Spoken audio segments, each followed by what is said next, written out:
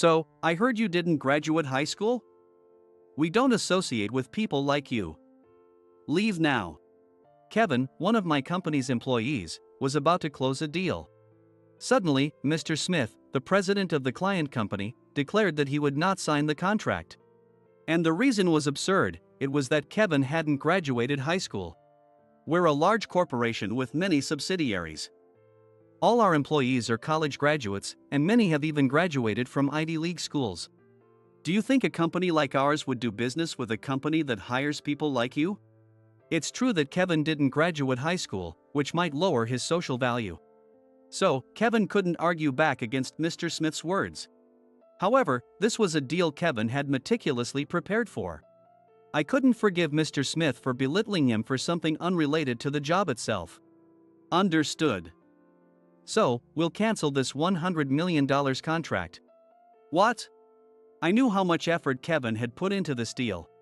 That's why I couldn't forgive Mr. Smith for trampling on his hard work so casually.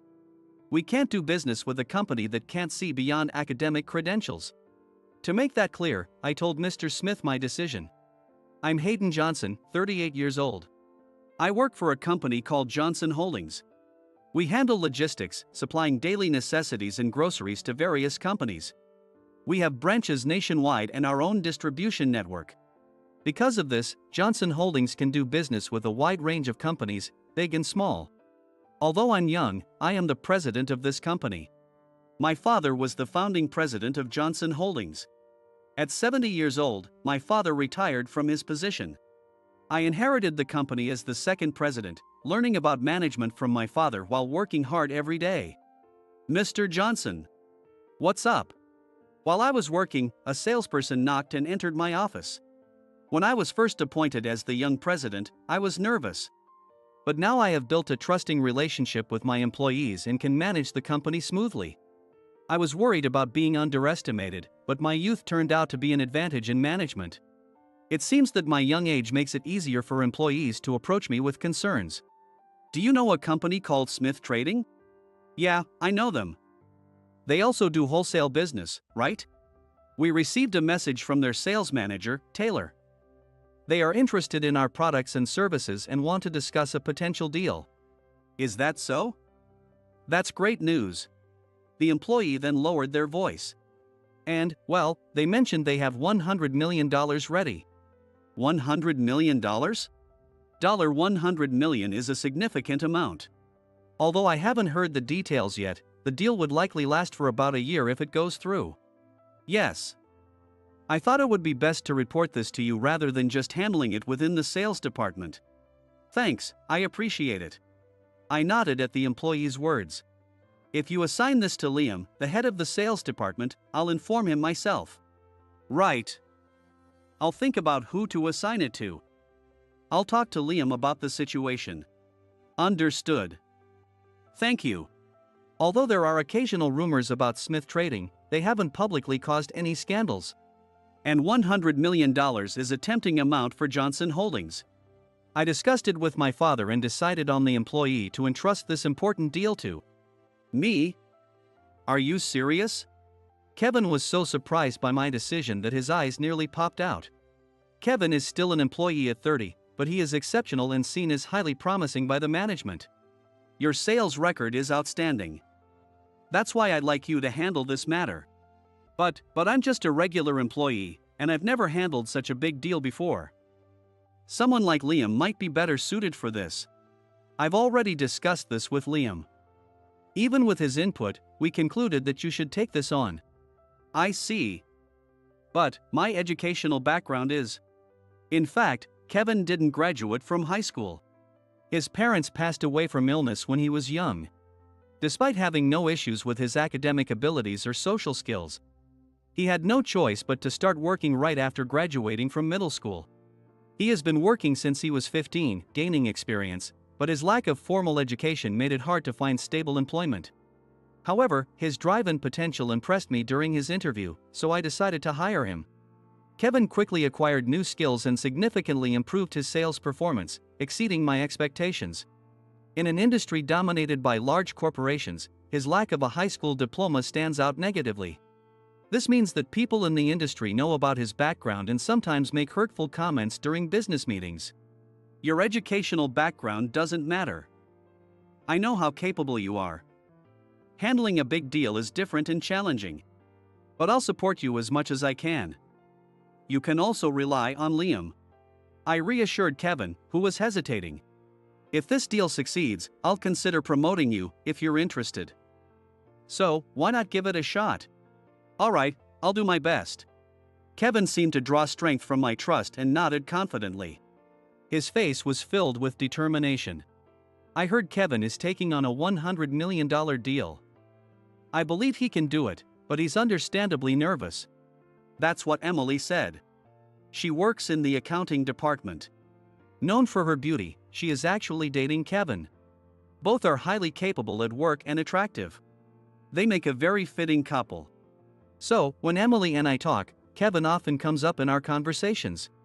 Sometimes he calls me to talk things through, Emily added. I see. I hope I'm not putting too much pressure on him, I replied. No, actually, your recognition has boosted his confidence. He's still insecure about his education, Emily said with a smile. Emily gave a wry smile as she talked about a side of Kevin that I had never seen before. Once he succeeds with this deal, he won't be belittled for his education anymore. If anyone mocks him for not graduating high school, he can proudly say, I've closed a $100 million deal. Have you? That's true. Not many people can claim they've handled a deal of that size. I hope this experience becomes a valuable asset for him, I agreed. Yes. I don't know much about sales, but I'll support Kevin as much as I can. I hope this helps ease his worries a bit, Emily said. With Emily supporting him, Kevin would be strong emotionally as well. Thinking about how well suited they were for each other, we finished our break and returned to our respective tasks. Kevin steadily prepared for the deal. He worked on the presentation and the documents needed for the meeting. I provided guidance and consulted my father when necessary to support Kevin. A week before the meeting, Kevin approached me. Mr. Johnson. Can I talk to you for a moment? Sure, what's up? Could you come with me for a bit? Kevin led me to the landing of the emergency stairs. He seemed to have something he didn't want others to hear. This is a bit embarrassing to ask, but I thought you might listen. Go ahead. Whatever it is, I'll listen and keep it confidential if you prefer. Feel free to talk. Well, if this deal succeeds, I plan to propose to Emily. I was surprised by this unexpected news. I had been watching their relationship progress, and it seemed Kevin was finally ready to take the next step. I see. Sorry for talking about something weird. But I didn't know who else to ask. Kevin was completely nervous, his face turning bright red. This kind of conversation is one of the perks of being a young president. Both my girlfriend and I are 30 years old. If this deal goes through, I've been told I'll get a promotion. So my salary and benefits will improve enough to support a family. That's why I think the timing is perfect. Oh, I think it's a good idea. She seems to care about you a lot. She might even be waiting for your proposal. Oh, well. Kevin's eyes widened at the objective statement. His innocent reaction was endearing. You two are a great match. When you do decide to get married, make sure to invite me to the wedding. It's too soon for that. I haven't even proposed to her yet. Well, I'm rooting for you. I'm sure she'll say yes. Do you think so? Hearing that from you gives me confidence. I'll do my best. Yeah. I also have to do my best to help you succeed. About a week later, the big day of the business meeting finally arrived. Since this was a major deal worth $100 million, I, as the president, also accompanied him. As he drove the company car towards Smith Trading, his face was tense. Kevin, you've worked hard to make this deal happen. You've prepared the documents and practiced your presentation thoroughly. Just show what you've been working on, and you'll be fine. Yes. It's your first time handling a deal of this scale, so it's natural to be nervous. But I'll be there to support you if needed. Just stay calm and do your best. Not only was the deal worth $100 million, but Kevin had also decided to propose to Emily if the deal was successful. Telling him not to be nervous was asking too much. Still, if he did as he practiced, the deal would surely succeed. I believed so. Eventually, we arrived at Smith Trading. I'm Kevin from Johnson Holdings. We're here for a meeting with Mr. Taylor from the sales department. We've been expecting you. Please proceed to the reception room on the 5th floor. We were guided by the receptionist and headed there. In the rising elevator, Kevin clutched his office bag tightly, which contained the documents and his tablet. We reached the reception room. After knocking, we entered to find Mr. Taylor already waiting. Hello. I'm Kevin from Johnson Holdings. I'm Hayden.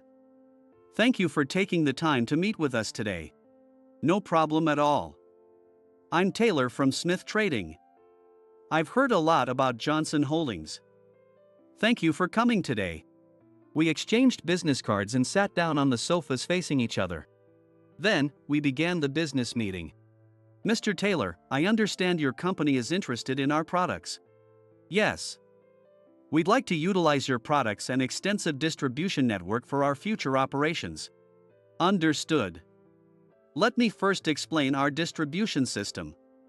This is a significant deal. But I believe this will give you confidence in using our products and services. Thank you. Please go ahead. Kevin prepared the meticulously crafted documents. He began presenting the products and distribution services of Johnson Holdings. Wherever the copied documents were insufficient, he flexibly used the tablet to display additional materials. He answered Mr. Taylor's questions accurately and courteously. Mr. Taylor seemed positive about the deal, accepting Kevin's presentation favorably. As they negotiated the contract terms, the meeting approached its conclusion. If you're satisfied with these contract terms, please sign here. Yes. I'd like to proceed with the contract. Mr. Smith has entrusted me with this matter. Mr. Taylor took out his pen and was about to sign the contract. However, the door to the reception room suddenly burst open. An elderly man, who appeared to be over 60, entered without even knocking. Hold on. That contract is cancelled. Mr. Smith. Taylor exclaimed in shock. It seemed that the man who had rudely appeared was Mr. Smith, the president of Smith Trading. Ignoring Taylor, Mr. Smith strode over to us with large steps. He then spoke with a mocking smile. Kevin, right? Yes. Kevin, unexpectedly addressed by Mr. Smith, stiffened in surprise and stood up straight. I heard you didn't even finish high school.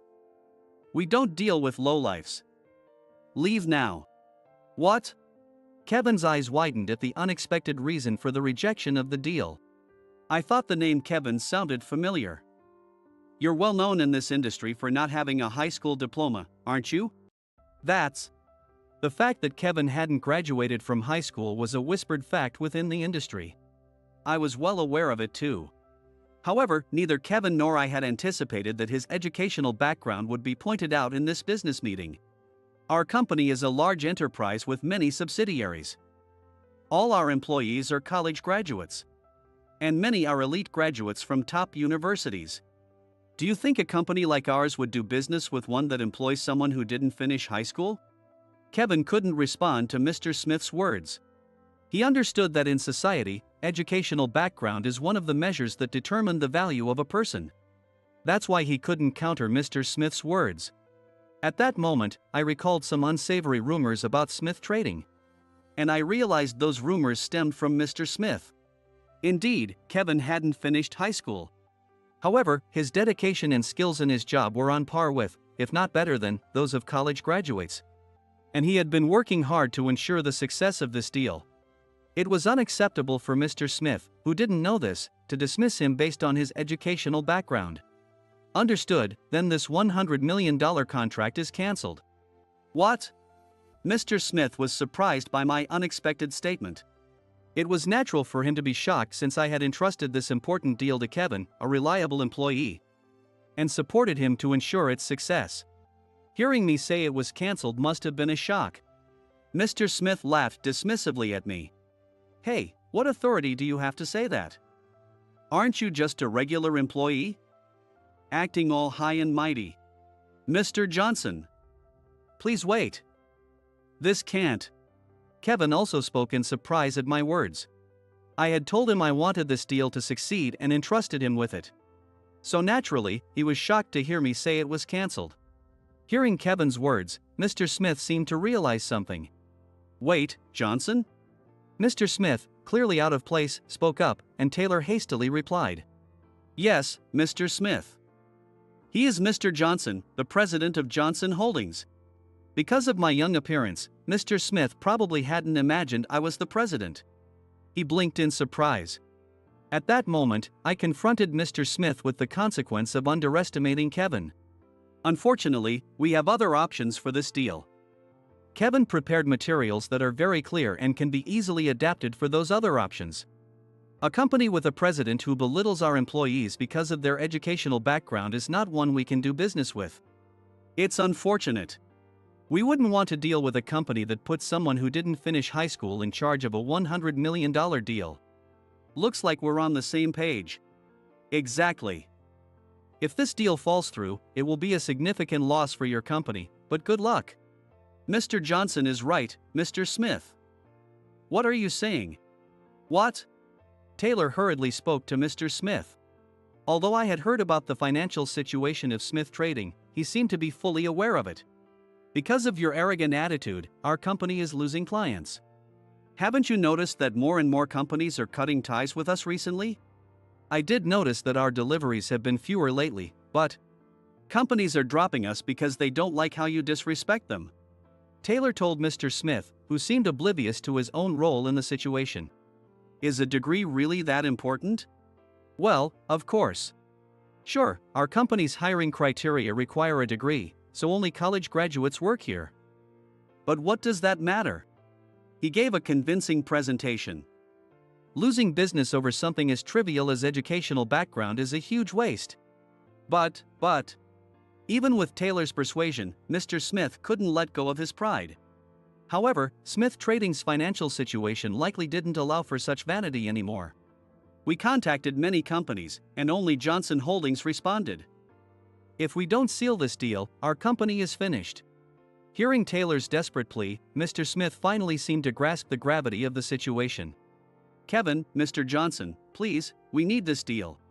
Realizing his company's crisis, Mr. Smith's attitude changed dramatically. But the response to his words was already decided. No matter what you say, we're canceling this contract. What? We have $100 million ready. That's why we have other options for a $100 million deal.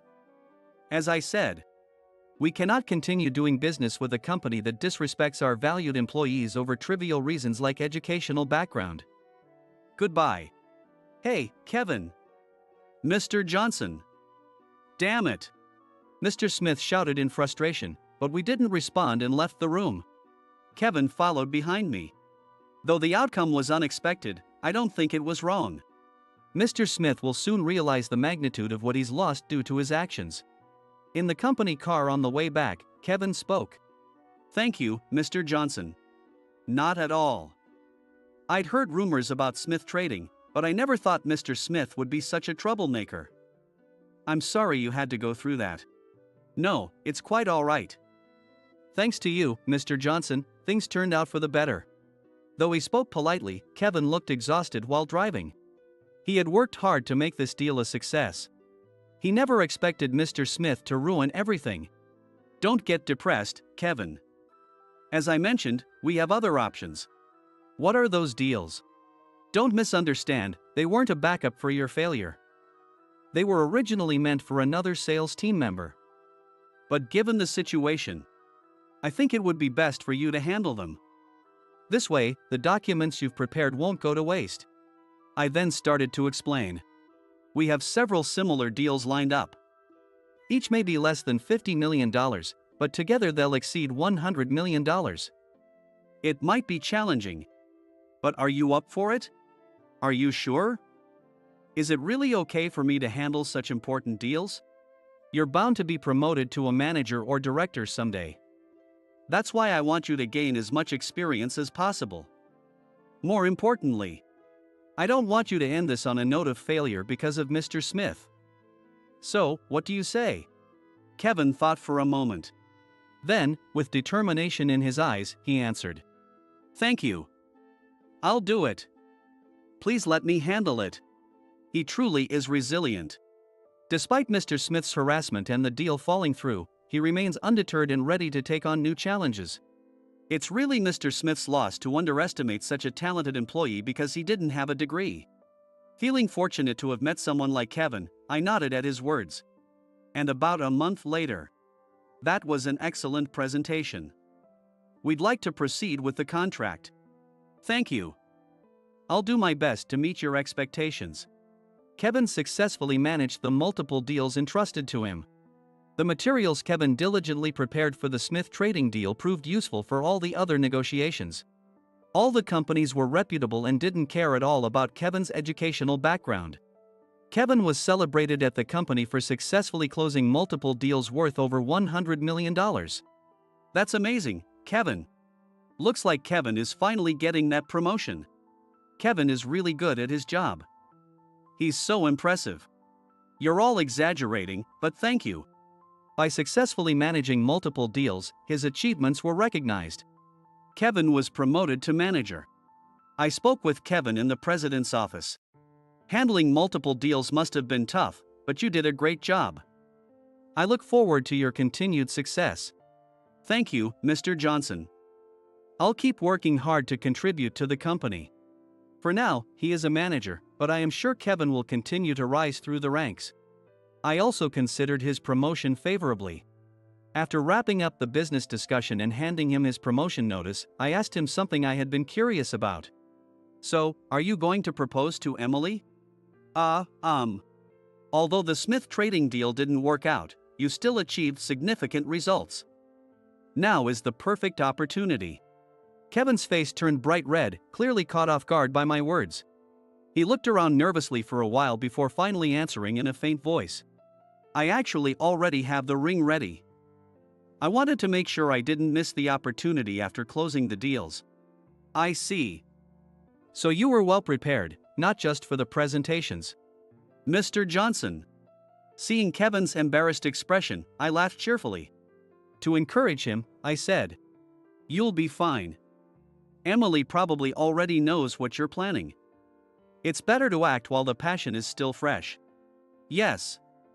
I'll do my best. As we were having our pep talk, there was a knock on the door. Startled, I responded.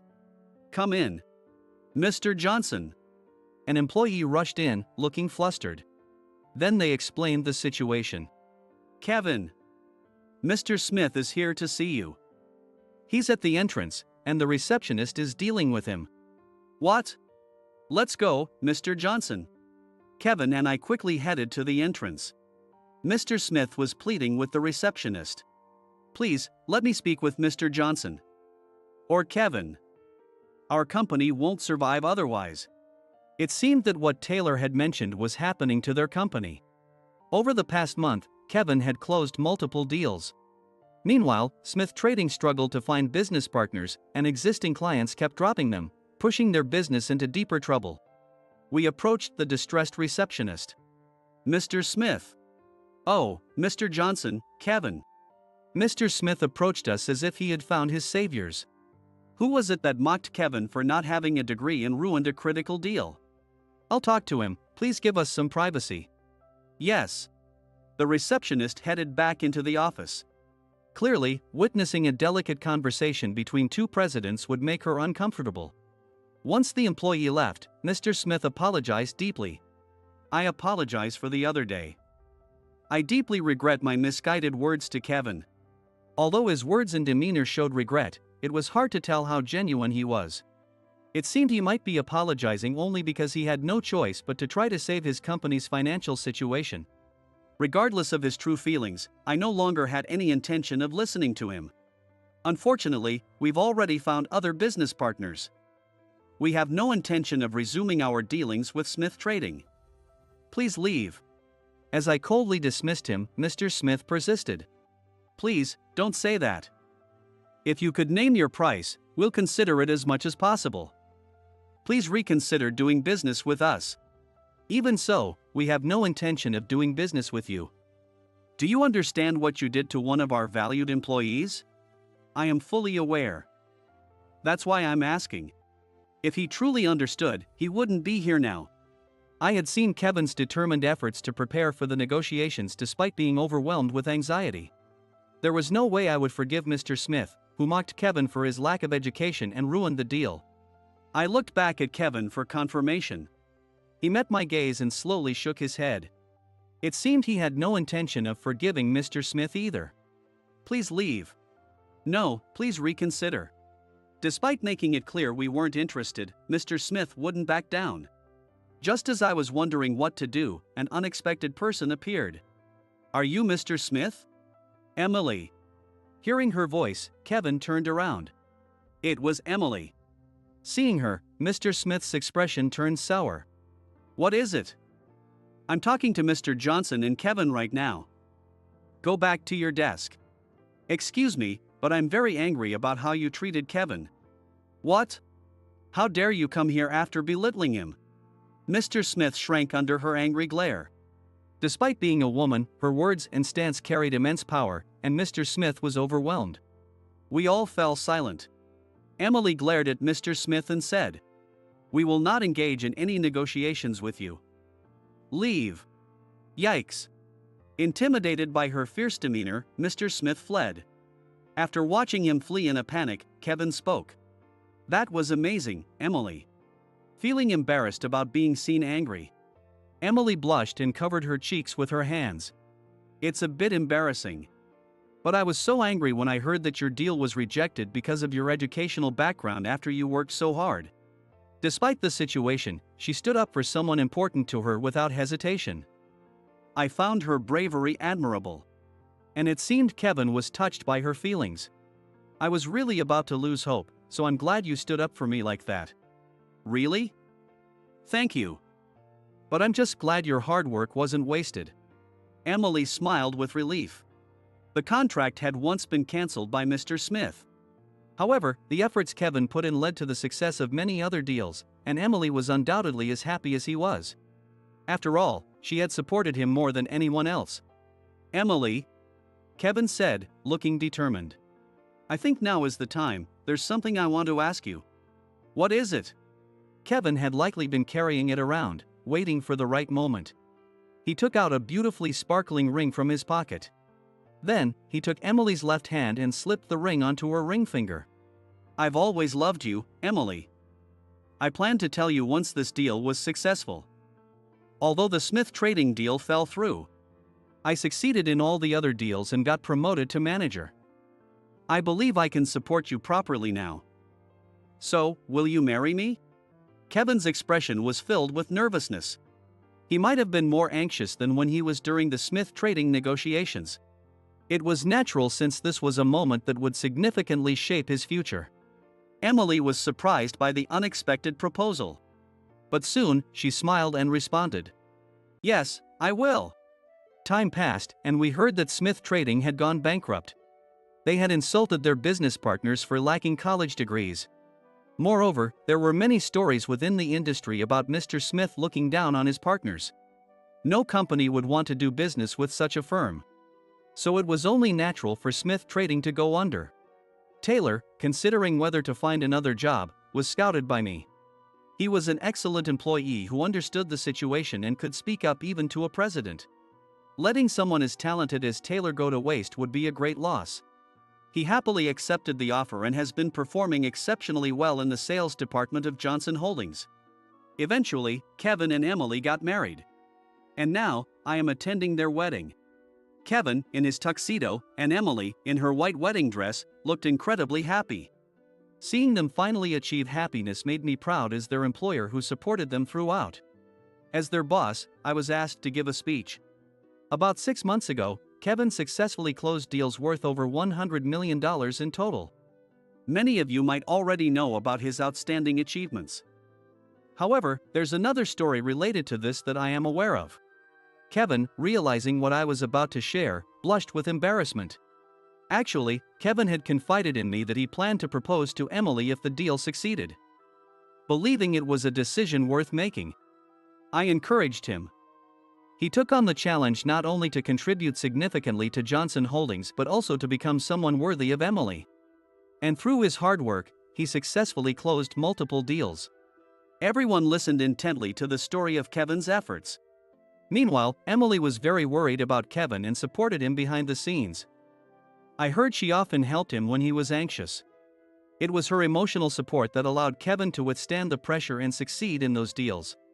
Many guests were unaware of Emily's efforts to support Kevin. As I spoke about her dedication, the guests listened attentively. That deal was essentially accomplished by both of them together. With such mutual care and support, I'm sure they'll build a happy family in the future. Congratulations on your marriage. The guests gave a resounding applause to my speech. They all celebrated the union of the two who truly cared for each other. Several years have passed since that joyous wedding.